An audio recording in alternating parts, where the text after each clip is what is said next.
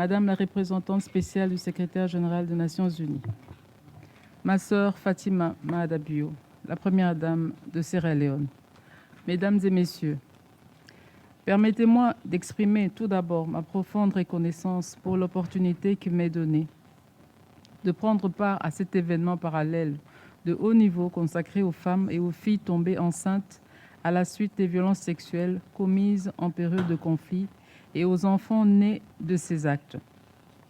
Je rends hommage à son Excellence Julius Maada Bio, président de la République de Sierra Leone, et à ma sœur Fatima Maada Bio, première dame de Sierra Leone, dont l'engagement constant incarne l'espérance et la solidarité. J'adresse également mes remerciements à Madame Pramila Patten, dont le leadership nous inspire et nous rappelle que la dignité des victimes doit être au centre de nos priorités.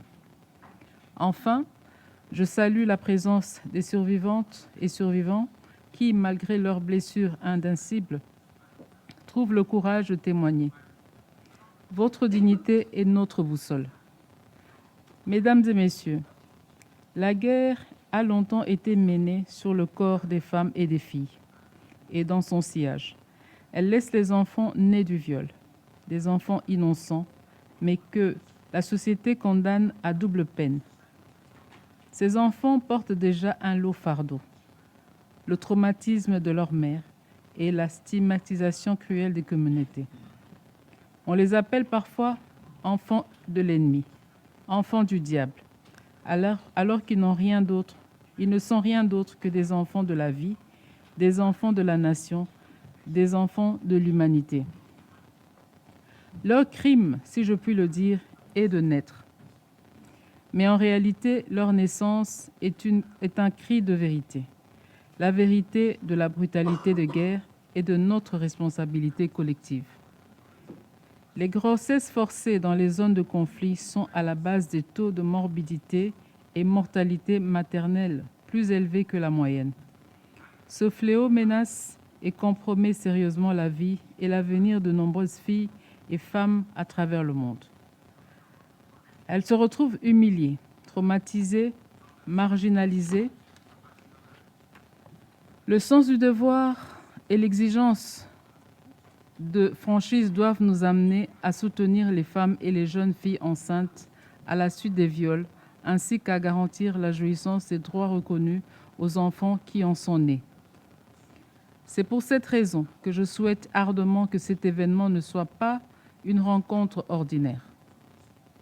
J'en appelle à une responsabilité partagée pour faire de cet événement une occasion propice pour agir. Il s'agit d'agir collectivement en vue de définir les stratégies nécessaires qui mettent l'accent sur les droits, les besoins et le choix des survivants et survivantes, tels que reflétés dans la dernière résolution du Conseil de sécurité sur ce sujet, la résolution 2467. Mesdames et messieurs, permettez-moi de m'arrêter un instant sur l'expérience de mon pays, la République démocratique du Congo, qui connaît cette douleur. Depuis plus de 30 ans, notre pays est meurtri par des violences sexuelles utilisées comme armes de guerre. Dans ce silence se cachent des milliers d'enfants nés de viols, longtemps invisibles, longtemps oubliés. Mais la RDC a décidé de ne plus détourner le regard. En décembre 2022, nous avons promulgué une loi historique qui reconnaît enfin un statut juridique spécifique pour ces enfants. Pour la première fois, ils n'en sont plus à la marge, mais pleinement citoyens congolais, porteurs de droits et protégés par l'État.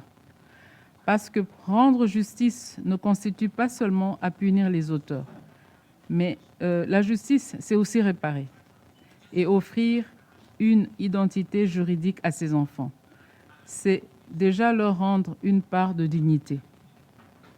Le FONAREV, notre Fonds national de réparation, met en œuvre cette volonté politique. Nous avons adopté une stratégie claire. Reconnaître légalement chaque enfant par un acte de naissance. Offrir des soins médicaux et psychologiques adaptés à leurs besoins. Ouvrir les portes de l'école grâce à des bourses et un accompagnement. et surtout leur garantir une inclusion sans stigmatisation. Depuis janvier 2025, nous avons recensé 37 599 victimes de violences sexuelles et enfants nés de viols dans plusieurs provinces. Et 1200 mères et enfants ont déjà bénéficié d'un accompagnement concret. Chaque acte de naissance délivré est une victoire. Chaque enfant reconnu, chaque mère accompagnée est une vie réparée, une dignité retrouvée. Dans tous les programmes de réparation du FONAREV, les enfants sont privilégiés et placés en priorité. Qu'il s'agisse de soins médicaux, de soutien psychologique, de scolarisation, d'infrastructures collectives ou des mesures urgentes, les enfants passent toujours en premier. Parce que protéger un enfant, c'est protéger l'avenir de notre nation. Ce plan n'est pas seulement une série de mesures techniques, c'est un engagement de justice, de mémoire et de dignité. Il affirme que la guerre ne définira pas l'identité de nos enfants. Il proclame que chaque enfant né de conflit a droit à la vie, à la protection et à la réparation, et ne sera pas abandonné. Mesdames et messieurs, nous savons que la route est encore longue. Ces enfants ne demandent pas notre pitié. Ils demandent leur droit à exister pleinement, sans honte ni rejet. Ils demandent à être aimés, éduqués, protégés. La guerre a tenté de leur voler leur identité. Mais nous, collectivement, nous pouvons leur offrir autre chose. Une identité réparée, une vie digne, un avenir de paix. Je lance ici 3 appels. Premièrement, reconnaissons ensemble les droits de ces enfants par l'adoption et l'endossement des principes que nous représente cet événement. Deuxièmement, investissons dans des solutions concrètes et durables à travers le financement du fonds CRSV Multipartner Trust Fund.